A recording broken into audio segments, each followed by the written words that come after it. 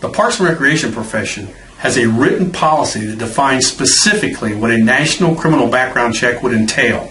To meet that expectation takes real expert background check investigators that cut no corners and leave no rock unturned. We just received a request from a Parks and Recreation Department for 274 comprehensive background checks. According to our statistics, 5% of these applicants will not pass that level of background check.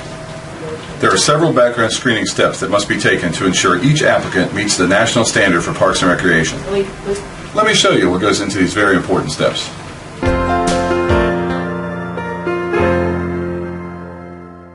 There's two ways to verify someone's identity. One, of course, is fingerprinting. The second is a Social Security trace. For the Parks and Recreation environment, we have found that the Social Security trace is the preferred method of verification of identity. If you choose not to verify someone's identity prior to running a background check, why bother running that background check? Let me show you what I mean. Once we have received the required pieces of information for each applicant, full name, date of birth, Social Security number, we'll perform a Social Security trace to verify the applicant's identity. This Social Security trace will confirm those three pieces of information, as well as provide all addresses for this applicant during their adult lifetime. The address data revealed during the Social Security trace allows our investigators to identify the proper geographical jurisdiction for a criminal background check to take place.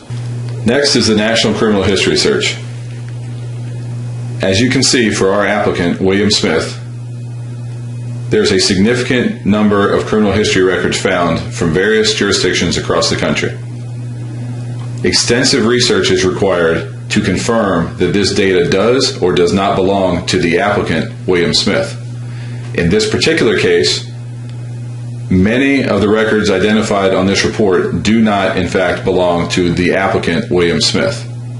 Failure to perform this extensive research will lead to false positives.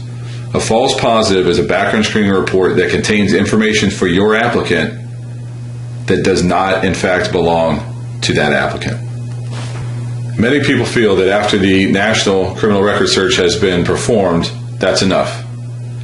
It is not, and let me show you why. Next is the Local Criminal Record Search. As you can see with this applicant, there are 4 cases of criminal history within the state of Georgia. Georgia being searched based on the results of the address trace.